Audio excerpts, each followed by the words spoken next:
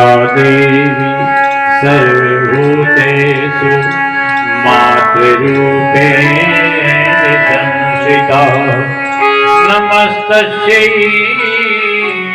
नमस्तस्यै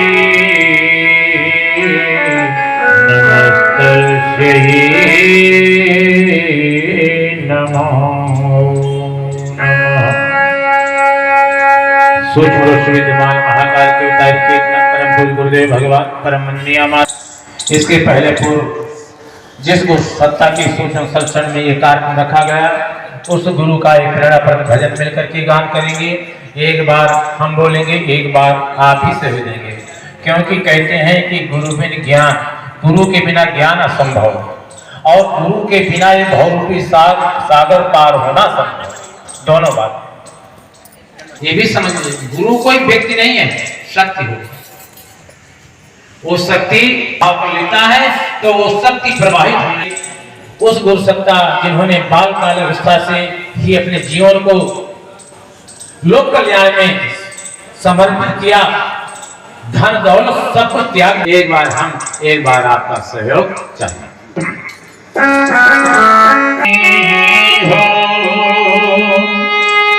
बुद्धि तो यह समझाती है, लेकिन गुरुवर भाव भूमि में आती है। याद तुम्हारी है आज मुझे गुरुवर की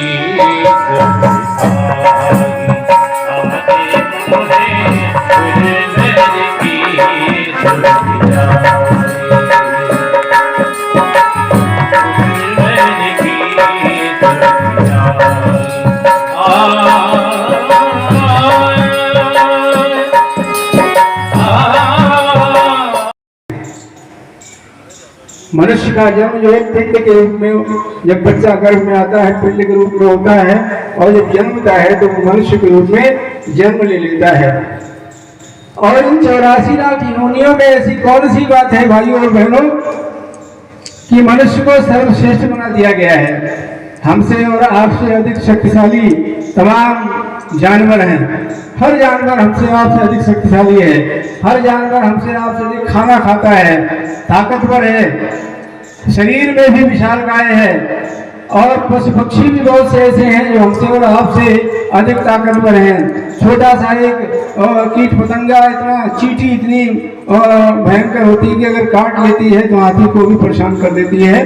तो पूरे विश्व में आज का मनुष्य हमेशा से शासन करता चला आ रहा है। ऐसी कौन सी बात है? ऐसी एक ही बात है कि भाइयों और बहनों, भगवान ने शक्ति तो सबको दी है, सभी जानवरों को शक्ति दी है। पशु पक्षियों के पास भी ज्ञान शक्ति है, जो कीट पतंगे हैं उनके पास भी शक्ति है, लेकिन उत्कृष्ट स्तर की बुद्धि केवल मनुष्य को दी। आपने गोष्ठी का नाम प्रबुद्ध शब्द अपने में एक बहुत बुद्धि से बुद्ध बन गया है। भगवान गौतम बुद्ध जब उनको उत्कृष्ट स्तर, जो जागृत हैं, जो ज्ञानवान हैं, जो उत्कृष्ट स्तर की बुद्धि जिनके पास आ गई है, बुद्धि ज्ञान और बुद्धि को प्राप्त कर लेने वाला व्यक्ति बुद्ध कहलाता है। आज आप हम सब जितने बीच में बैठे हुए हैं भाई बहन, ये सब प्रबुद्ध माने जागृत आत्माएं बैठी हुई हैं, ज्ञानवान आत्माएं बैठी हुई हैं।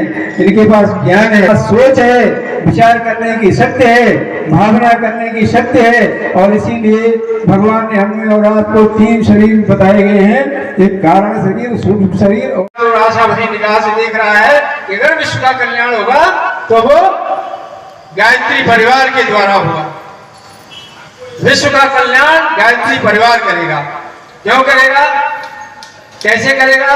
गायत्री परिवार के पास वो कौन सी ताकत है? वो विचार क्रांति की ताकत है।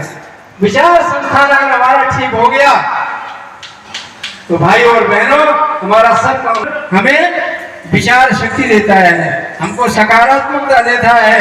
कहा गया है पॉजिटिविटी इन निगेटिविटी आउट।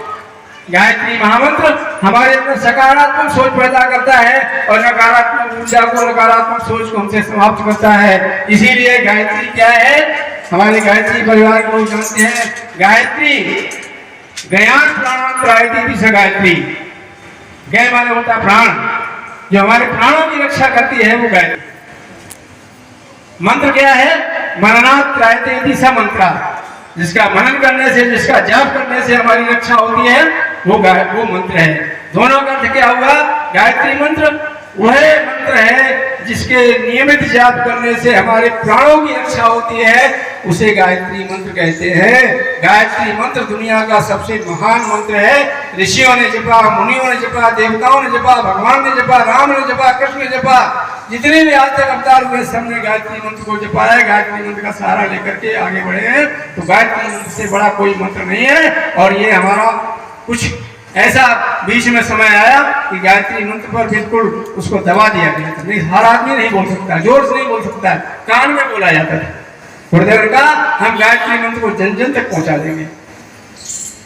और आज गुरुदेव की शक्ति, उन्होंने कहा था कि मत्स्य अवतार हो जाएगा जब शरीर उन्होंने त्यागा है। उसके पहले बसंत पंचमी पर उन्होंने शांतिकुंज के वरिष्ठ परिजनों की जब गोष्ठी ली तो उन्होंने उसे मैं कह दिया था गायत्री परिवार का मत्स्य अवतार होगा, हमको शरीर के बंधन से मुक्त तो होने दो। उनका हम व्यक्ति के मस्तिष्क में घुस जाएंगे, पूरे विश्व के जहाँ जहाँ हमारे बेटे हैं, जहाँ हमारे प्रज्ञा पुत्र हैं, हम उनको झकझोर देंगे, उनको जगा करके लड़का डॉक्टर बन जाएगा, इंजीनियर बन जाएगा, प्रबुद्ध भी बन जाएगा। और लोगों ने, हमने सब ने यही कोशिश की कि हमारा बच्चा इंजीनियर बन जाए, डॉक्टर बन जाए और IAS बन जाए, PCS बन जाए, हर तरह से बन जाए वो। परंतु वो अगर प्रबुद्ध की परिभाषा में लाया जाए तो हम वहाँ पे पीछे हट गए और हमें अपने आप को ठीक करने के लिए काफ़ी प्रयत्न करना पड़ा और हम तब कहीं ठीक पर। दूसरी चीज़ एक और है, अगर हम प्रबुद्ध के कहलाते हैं तो हम क्या है, हम नेक बनेंगे, एक बनेंगे, वो भी नहीं बन पा रहे हैं। पर फिर बने क्या, प्रभुत्व तो बन गए पर हम नेक बन करके एक नहीं बन पाए।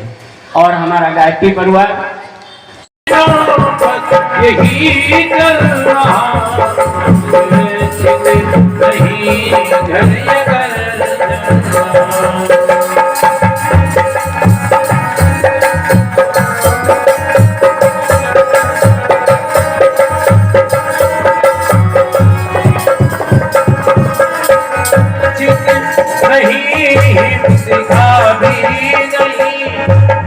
सिंधु की हर लहर भी नहीं,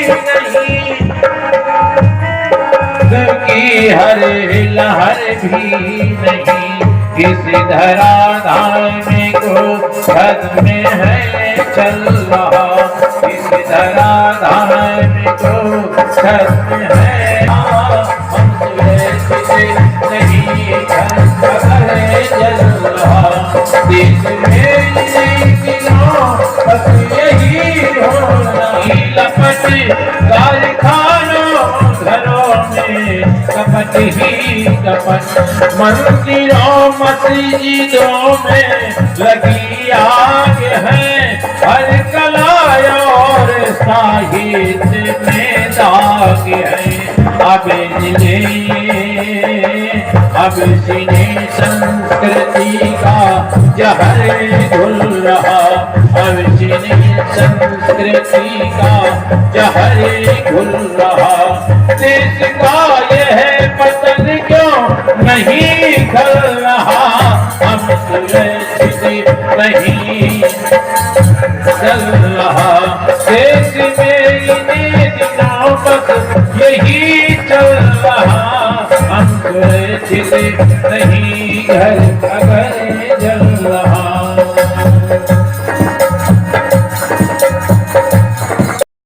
से प्रभावित है, वो भारतीय संस्कृति का उत्थान नहीं देखना चाहता और उसी कारण है कि आज देश की भी दुर्दशा है, संसार की भी दुर्दशा है। क्योंकि ऋषियों ने कहा था एतद् देश प्रसूतस्य सकाशात् अग्निजन्मना स्वम स्वम चरित्रम शिक्षेरम प्रतिज्ञां सर्वमागम। इस संसार के वासियों, अगर तुम्हें कभी संकट, दुख, परेशानी आए तो भारतीयों के जीवन को देख लेना, सारे समाधान मिल जाएंगे। किंतु आप जानते हैं किस प्रकार से षड्यंत्र रचा गया। प्रारंभ काल में भारत स्वतंत्र होने के बाद अपने सांस्कृतिक पहलू को उजागर करें। आश्चर्य है, अमेरिका, इंग्लैंड में वेदों पर रिसर्च हो रही है, गीता वहां के पाठ्यक्रम में शामिल है, लेकिन यहां अगर गीता का वो शामिल कर दिया जाए तो सांप्रदायिकता का कहा जाएगा, आंदोलन चलेगा। क्या षड्यंत्र! इसलिए बहुत सावधानी की जरूरत है इन तथाकथित नेताओं से। इनके लिए तो एक लाइन हरिओम पवार जी ने बहुत सुंदर कही है, धरा बेच देंगे, गगन बेच देंगे, कलम के पुजारी अगर से हुए तो वतन के पुजारी वतन बेच देंगे। बहुत सावधानी की आवश्यकता है। तो आवश्यकता है हम सब अपने सांस्कृतिक धरोहर को समझें, उसके उत्थान करें, उसके प्रचार के लिए, विस्तार के लिए पूरा प्रयास करें। अभी बात आई थी कि परिवर्तन, बच्चों में परिवर्तन नहीं हो रहा, समाज में परिवर्तन नहीं हो रहा, युवा वर्ग में परिवर्तन नहीं हो रहा। देखिए, परिवर्तन की साइकोलॉजी हमें समझने पड़ेगी। परिवर्तन के दो बिंदु बहुत महत्वपूर्ण हैं। एक तो यह है कि जो परिवर्तन मनोविज्ञान कहता है, बच्चों का अधिकतम निर्माण जो होता है वो गर्भकाल से लेकर के 10 वर्ष की, ज्यादा से ज्यादा 12 वर्ष की अवस्था तक पूरा हो जाता है। उसके बाद उसका रिपीटिशन या डिलीशन होता रहता है, उसी की प्रगति होती रहती है। तो हमें, क्योंकि ये अचेतन मन का प्रशिक्षण करते हैं, और अचेतन मन का प्रशिक्षण इतना जबरदस्त होता है कि चाहे जितनी ताकत लग जाए उसको हटाया नहीं जा सकता। इसका सबसे बड़ा उदाहरण अपने इतिहास में है। इसका हिरण्यकश्यप की पत्नी कयाधु गर्भवती थी। इंद्र उसका अपहरण करके ले जा रहा था कि इसकी हत्या कर दूंगा। क्यों? हिरण्यकश्यप से अभी हम परेशान हैं, उसका पुत्र पैदा होगा तो वो तो और अत्याचार करेगा। रास्ते में नारद जी मिले। नारद जी बोले, कहां जा रहे हो? इंद्र ने बताया, कहा छोड़ो, इससे कुछ नहीं होगा, दूसरा पुत्र भी तो पैदा हो सकता है, मैं इसका समाधान करूंगा, तुम जाओ कयाधु को हमें दो। वो ले जाकर के कयाधु को एक ऋषि के आश्रम में सुरक्षित रखा और हिरण्यकश्यप से कहा, तुम्हारी पत्नी सुरक्षित है, हमारी गारंटी है।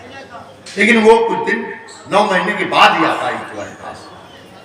उसने कहा, ऋषिवर अगर आप कहते हैं तो कोई समस्या नहीं, ठीक है। और वहां आश्रम में 9 महीने तक लगा था, जिसका परिणाम क्या हुआ? उसका अचेतन मन प्रहलाद का इस तरह से प्रशिक्षित हो गया कि कितने उपाय, कितने अत्याचार, क्या क्या नहीं किया हिरण्यकश्यप ने, लेकिन उसमें परिवर्तन नहीं। तो अगर हम भी परिवर्तन चाहते हैं तो हमें क्या होगा? बच्चों के ऊपर काम करना शुरू करना। बच्चे अब जितना हो गया उतना हो गया, उससे तो हमारा बस नहीं, लेकिन हम विद्यालयों में जाएं, बच्चों को अपनी बात बताएं। देखिए, विद्यालयों में जा करके अगर 200 बच्चों के बीच पे आपने उनको अब बात बताई, ठीक से प्रशिक्षित किया, अच्छे ढंग से, जैसा वो उनकी भाषा में आपने समझाया, तो समझ लीजिए आपका एक ये बड़े यज्ञ से भी ज्यादा फलदायी होगा। आप परिवर्तन ही तो चाहते हैं, और ना कोई खर्चा है ना कुछ है, और बच्चे गौर से सुनते भी हैं। तो विद्यालय में जाकर के बच्चों के जन्मदिन मनाए जाए, विद्यालयों के बीच में उद्बोधन दिए जाए, अपनी ऐतिहासिक कहानियां कही जाए, तो उससे एक काम और भी बहुत अच्छा हो सकता है।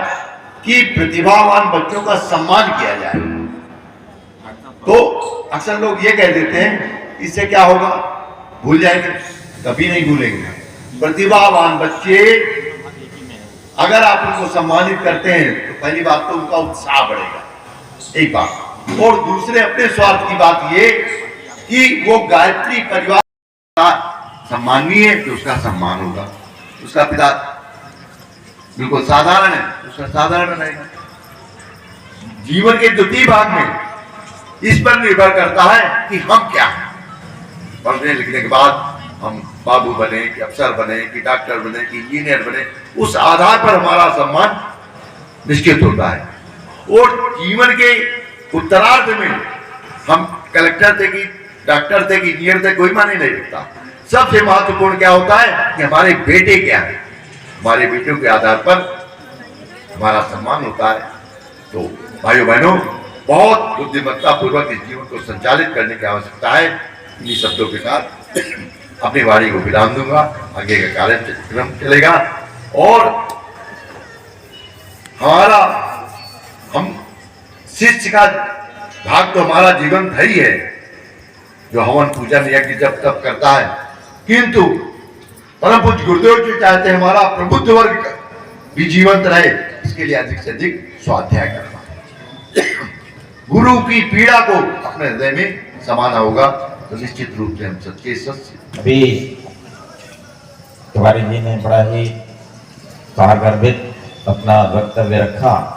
इसमें प्रमुख रूप से मैं समझता हूँ कि जैसा उन्होंने बताया कि हमारे समाज संस्कृति पर आक्रमण कर रहे हैं, हमारे इतिहास पर आक्रमण कर रहे हैं, हमारे स्वास्थ्य पर आक्रमण कर रहे हैं और हमारी सामाजिक व्यवस्था पर भी आक्रमण कर रहे हैं।